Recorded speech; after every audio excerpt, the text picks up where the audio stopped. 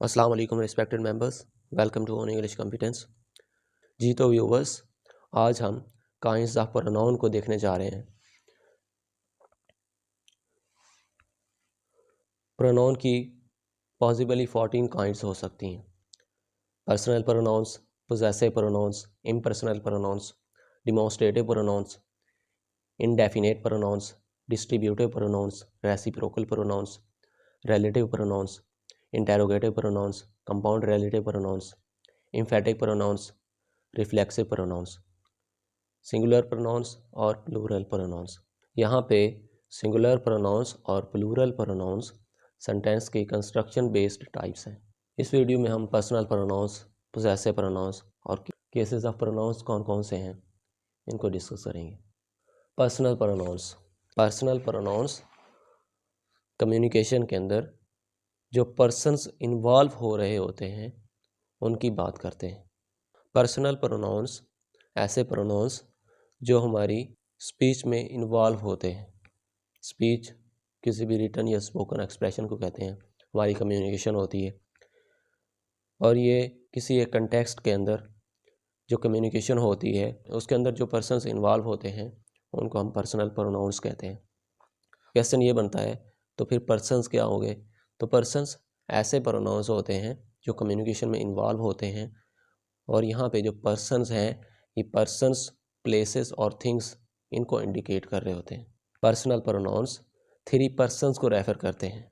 They refer to the 3 persons. The 3 persons मतलब वो 1 2 3 वाले पर्सन्स नहीं हैं। यहाँ पे first person, second person, third person इनकी बात हो रही है। द 3 यही इंडिकेट कर रहा है कि कुछ खास 3 पर्सन्स हैं और वो खास 3 पर्सन्स जो हैं वो फर्स्ट पर्सन, सेकंड पर्सन और थर्ड पर्सन है, जिनका एक स्पेसिफिक एंटीसीडेंट होता है। एंटीसीडेंट हम जानते हैं कि एक ऐसा नाउन होता है कि जिसके लिए हम इन प्रोनाउंस को यूज़ कर रहे होते हैं। फर्स्ट पर्सन वो पर्सन होता है जो बोल रहा होता है, जो कुछ ना कुछ बता रहा होता है, किसी को कुछ ना कुछ एड्रेस कर रहा होता है। फर्स्ट पर्सन हम उसको कहते हैं। उसका हम ये भी कह सकते हैं कि ये एक स्पीकर होता है। स्पीकर मतलब वो पर्सन जो बोलने वाला होता है। एड्रेसर होता है वो पर्सन जो बोलने वाला होता है, एड्रेस करने वाला होता है। लैंग्वेज की टर्म में हम इसे एड्रेसर कहते हैं। फर्स्ट पर्सन के अंदर आई और वही हम यूज़ कर रहे होते हैं। I first person singular pronoun होता है और वही जो है वो first person inclusive plural pronoun होता है। इंक्लूसिव हम इसलिए कहते हैं जो स्पीकर होता है वो अपने आप को भी इसमें इंक्लूड कर रहा होता है और जो उसके लिसनर्स होते हैं, जो उसके ऑडियंस होता है उनको भी इंक्लूड कर रहा होता है और वो ये चाह रहा होता है कि हम सब यूनाइट हो जाएं। आई उसका ऑब्जेक्टिव केस और उसका पोजेसिव केस। ऑब्जेक्टिव केस इसका मी बनता है, पोजेसिव केस इसका माय और माइन होता है। और ये आई, माय, माइन और मी ये फर्स्ट पर्सन होते हैं। वी, आर एंड आर्स और अस ये फर्स्ट पर्सन इंक्लूसिव प्रोनाउंस होते हैं। सेकंड पर्सन वो होता है कि जिसको बोला जा रहा होता है, जिसको एड्रेस किया जा रहा होता है। सेकंड पर्सन जो है वो हमारा लैंग्वेज की टर्म के अंदर एड्रेसी होता है, लिसनर को कहते हैं हम। यू जो है वो सेकंड पर्सन होता है। यू हम एक पर्सन के लिए भी यूज़ कर सकते हैं, एक से ज़्यादा के लिए भी यूज़ कर सकते हैं, लेकिन जो इसके साथ हम हेल्पिंग वर्ब यूज़ करते हैं वो हमेशा प्लूरल ही होता है। मतलब कि जो भी हम कहेंगे उसके साथ जो हेल्पिंग वर्ब होगा या जो मेन वर्ब होगा या जो लिंकिंग वर्ब होगा वो प्लूरल ही होगा। जैसे अगर मैं कहूँ कि यू आर अ स्टूडेंट या यू आर अ लिसनर, तो यू जो है उसके साथ हमने आर यूज़ किया है। आर है वो एक प्लूरल लिंकिंग वर्ब है। यू और इसके ऑब्जेक्टिव और possessive cases second person plural pronouns होते हैं या सेकंड पर्सन हम सिंगुलर प्रोनाउंस भी इसको कह लेते हैं, क्योंकि यूर के लिए भी यूज़ हो सकता है। इसलिए हम कह रहे हैं कि यू जो है यू सिंगुलर भी होता है और प्लूरल प्रोनाउन भी होता है। लेकिन इसके साथ जो हेल्पिंग वर्ब हम यूज़ कर रहे होते हैं या जो मेन वर्ब यूज़ करते हैं या जो लिंकिंग वर्ब यूज़ करते हैं वो हमेशा प्लूरल ही होता है। नेक्स्ट थर्ड पर्सन एक ऐसा पर्सन कि जिसके बारे में थर्ड पर्सन स्पीच के अंदर एक ऐसे पर्सन को कहते हैं कि जिसके बारे में कुछ ना कुछ बोला जा रहा होता है। हमारी कम्युनिकेशन में मौजूद नहीं होता, एक्सक्लूडेड होता है, ये हमारा टॉपिक ऑफ डिस्कशन भी होता है। ही, शी, इट और दे को हम थर्ड पर्सन कहते हैं। ही जो है और इसके जो ऑब्जेक्टिव और पोजेसिव केसेस हैं उनको हम masculine third person singular pronouns कहते हैं। शी और इसके ऑब्जेक्टिव और पोजेसिव केस जो हैं उनको हम feminine third person singular pronouns कहते हैं। दे और इसके जो ऑब्जेक्टिव और पोजेसिव केसेस हैं इनको हम neuter third person plural pronouns कहते हैं। न्यूटर इसलिए कहते हैं क्योंकि जो दे मेल के लिए भी यूज़ कर सकते हैं और फीमेल जेंडर के लिए भी हम यूज़ कर सकते हैं। इट जो है और इसके जो ऑब्जेक्टिव और पोजेसिव केसेस हैं वो neuter third person singular pronouns होते हैं। न्यूटर इनको भी हम इसलिए कहते हैं क्योंकि हम इनको मेल के लिए भी यूज़ कर सकते हैं, फीमेल के लिए भी यूज़ कर सकते हैं। इट को हम neuter third person singular pronoun कहते हैं। और जो ही और शी होता है और इसके जो सब्जेक्टिव और पोजेसिव केसेस होते हैं इनके एक जेंडर को भी शो कर रहे होते हैं। ही जो है वो मेल को शो कर रहा होता है और शी जो है ये फीमेल को शो कर रहा होता है। और जो यू होता है जो सेकंड पर्सन में आता है वो भी हम मेल के लिए भी यूज़ कर रहे होते हैं और फीमेल के लिए भी यूज़ कर सकते होते हैं, तो वो भी एक न्यूटर में भी आ जाता होता है।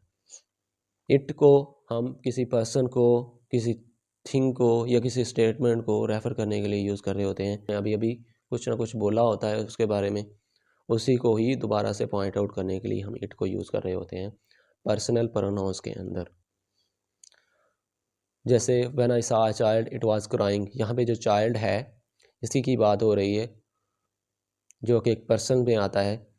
यहाँ पे जो इट है वो ये शो कर रहा है कि जो चाइल्ड है उसका जेंडर हमें श्योर नहीं है या हम बताना नहीं चाह रहे हैं। He deserves punishment and he knew it, वो जो है वो पनिशमेंट डिज़र्व करता है और वो इसको जानता भी है। तो यहाँ पे जो इट है ये पनिशमेंट के लिए रेफ़र किया गया है, ये एक स्टेटमेंट को शो कर रहा है। The horse fail and broke it's leg, यहाँ पे जो इट्स है, इट का पोजेसिव केस है, वो हॉर्स को शो कर रहा है। एक ऐसी स्टेटमेंट जिसको हमने पहले रेफ़र किया है उसी के बारे में बात कर रहे हैं, तो उस वक्त हमने इट्स यूज़ कर लिया उसके पोजेसिव शो करने के लिए। Here is your bag take it away, यहाँ पे जो बैग है जो नॉन लिविंग थिंग है उसके लिए हमने इट यूज़ किया है।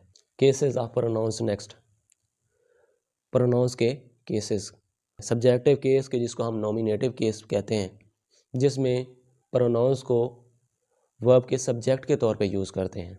मतलब कि जो भी प्रोनाउन होता है वो वर्ब से पहले आ रहा होता है। जैसे ही रोट अ बुक, यहाँ पे जो वर्ब है रोट उससे पहले ही यूज़ किया गया है और ये एक सब्जेक्टिव केस में है। वी इंजॉय पोइट्री, यहाँ पे जो वी है वो प्रोनाउन का एक सब्जेक्टिव केस है क्योंकि ये वर्ब से पहले आ रहा है और सब्जेक्ट में यूज़ हो रहा है। ऑब्जेक्टिव केस जिसको हम एक्यूजेटिव केस भी कहते हैं, ऑब्जेक्टिव केस के अंदर प्रोनाउन को वर्ब के ऑब्जेक्ट के तौर पे यूज़ करते हैं। मतलब कि जो भी प्रोनाउन होता है वो वर्ब के बाद आता होता है। ऑब्जेक्टिव केस जो है वो हम प्रेपोजिशन के बाद भी यूज़ करते होते हैं। जैसे आई सा देम, यहाँ पे जो सा है वो वर्ब है और वर्ब के बाद जो आ रहा है देम वो एक ऑब्जेक्टिव केस है। He is angry with me, इस सेंटेंस के अंदर विद जो है वो प्रेपोजिशन है और प्रेपोजिशन के बाद जो मी आ रहा है वो भी एक ऑब्जेक्टिव केस है और आई का ऑब्जेक्टिव केस है मी। आई सा देम इस सेंटेंस के अंदर देम जो है वो दे का ऑब्जेक्टिव केस है। ऑब्जेक्टिव केस जिसको हम एक्यूजेटिव केस भी कहते हैं और सब्जेक्टिव केस को हम नॉमिनेटिव केस कहते हैं। पोजेसिव केस जिसको हम जेनेटिव केस भी कहते हैं, ये प्रोनाउंस के पोजेशन को शो कर रहा होता है। दिस इज़ माई बैग, यहाँ पे आई के लिए माई यूज़ किया है और ये एक पोजेशन को शो कर रहा है। दिस इज़ देयर हाउस, ये उनका घर है, तो यहाँ पे जो देयर है वो पोजेसिव केस को शो कर रहा है। दे का पोजेसिव केस है their. This is a pen, its colour is black, यहाँ पे जो इट्स है वो इट को शो कर रहा है और इट जो है वो एक पेन के लिए यूज़ किया गया है। यहाँ पे पोजेसिव केस है इट का जो कि यूज़ हुआ है पेन के लिए। नेक्स्ट है डेटिव केस, इसमें जो प्रोनाउन होता है उसको वर्ब के इनडायरेक्ट ऑब्जेक्ट के तौर पे यूज़ करते हैं। मतलब कि जो डेटिव केस होता है उसके अंदर प्रोनाउन का ऑब्जेक्टिव केस यूज़ होता है और वो इनडायरेक्ट ऑब्जेक्ट का काम कर रहा होता है। For example he gave them a bag, यहाँ पे जो देम है वो एक ऑब्जेक्टिव केस है और ये इनडायरेक्ट ऑब्जेक्ट का भी काम कर रहा है। इनडायरेक्ट ऑब्जेक्ट क्या होता है? एक ऐसा ऑब्जेक्ट होता है जो डायरेक्ट ऑब्जेक्ट को रिसीव कर रहा होता है, और डायरेक्ट ऑब्जेक्ट वो होता है जो सब्जेक्ट के एक्शन को डायरेक्टली रिसीव कर रहा होता है। फॉर एग्जांपल कि अगर मैंने किसी को कोई पेन दिया है या कोई पेंसिल वगैरह दी है, तो मैं जो हूँ वो सब्जेक्ट हूँ, और जो पेन है या वो पेंसिल है जिस पर मेरा एक्शन हुआ है वो इसका डायरेक्ट ऑब्जेक्ट है, और जिसको मैं दे रहा हूँ वो उसका इनडायरेक्ट ऑब्जेक्ट होगा। He gave them a bag, उसने उन्हें एक बैग दिया, तो यहाँ पे जो बैग है वो उसका डायरेक्ट ऑब्जेक्ट है, और जो देम है जिनको दिया जा रहा है वो उसका इनडायरेक्ट ऑब्जेक्ट है। तो यहाँ पे जो देम है, एक तो वो ऑब्जेक्टिव केस में है, जब ऑब्जेक्टिव केस इनडायरेक्ट ऑब्जेक्ट के तौर पे यूज़ कर रहे होते हैं तो उस केस को डेटिव केस कहते हैं। दे प्रेजेंटेड अस अ गिफ्ट, इस सेंटेंस के अंदर जो गिफ्ट है वो उसका एक डायरेक्ट ऑब्जेक्ट है, और जो अस है वो उसका एक इनडायरेक्ट ऑब्जेक्ट है। तो जो अस है जो ऑब्जेक्टिव केस में यूज़ हुआ है वो इनडायरेक्ट ऑब्जेक्ट का काम कर रहा है, तो यहाँ पे जो अस है उसको हम कहेंगे कि ये एक डेटिव केस है। When an objective case works as an indirect object, this would be a dative case of pronouns. ये जो हमने केसेस डिस्कस किए हैं ये प्रोनाउन के केसेस हैं। Next, possessive pronouns.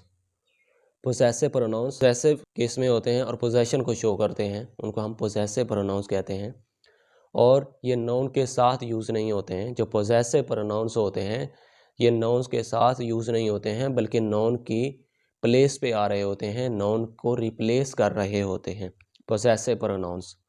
और हम पोजेसिव एडजेक्टिव्स की बात करें, इनका उनके साथ डिफरेंस को शो करें। पोजेसिव एडजेक्टिव्स नाउन के साथ यूज़ होते हैं, उनकी प्लेस पे यूज़ नहीं हो रहे थे बल्कि उनके साथ यूज़ हो रहे होते हैं, उनको मॉडिफाई भी कर रहे होते हैं और उनका पोजेशन को भी शो कर रहे होते हैं। तो जो पोजेसिव प्रोनाउंस होते हैं वो सिर्फ नाउन की प्लेस पे आ रहे होते हैं, उनके साथ यूज़ नहीं होते हैं, तो इसलिए हम इनको पोजेसिव प्रोनाउंस कहते हैं। दिस बैग इज़ माइन, यहाँ पे जो माइन है वो एक पोजेसिव प्रोनाउन का काम कर रहा है। दिस पेन इज़ योर्स, यहाँ पे जो योर्स है वो एक पोजेसिव प्रोनाउन है। डैट बुक इज़ हिज, यहाँ पे जो हिज है वो एक पोजेसिव प्रोनाउन है। दीज पेंसिल्स आर हर्स, कि यहाँ पे जो हर्स है वो एक पोजेसिव प्रोनाउन है। हिज के केस में हम जो हिज है उसका दो तरह से यूज़ करते हैं, पोजेसिव प्रोनाउन के तौर पे भी और पोजेसिव एडजेक्टिव के तौर पे भी। बाकी जो माइन है, योर्स है, हर्स है, ये हमेशा पोजेसिव प्रोनाउंस ही होते हैं। इनका अगर पोजेसिव एडजेक्टिव बनेगा तो वो माय होगा, योर होगा और हर होगा। दिस इज़ हर बैग, तो यहाँ पे जो हर है वो एक पोजेसिव एडजेक्टिव है। और अगर हम ये कहें कि दिस बैग इज़ हर्स, तो यहाँ पे जो हर्स है वो एक पोजेसिव प्रोनाउन। पोजेसिव प्रोनाउंस और पोजेसिव एडजेक्टिव का डिफरेंस को हम इंशाल्लाह बहुत डिटेल के अंदर एक सेपरेट वीडियो के अंदर डिस्कस करेंगे। नेक्स्ट जो काइंड्स ऑफ प्रोनाउंस हैं वो इंशाल्लाह हम नेक्स्ट वीडियो में देखेंगे। Thank you for watching this video. अगर आप लोगों को ये वीडियो अच्छी लगे, इसमें कुछ सीखने को मिला हो, तो चैनल को लाइक कीजिए। अगर आप लोगों का कोई क्वेश्चन है, कोई क्वेरीज हैं या कोई आपका पॉइंट्स क्लियर नहीं है तो आप कमेंट्स में पूछ सकते हैं। आपके कमेंट्स को ज़रूर कंसिडर किया जाएगा। Thank you so much. अल्लाह हाफिज़।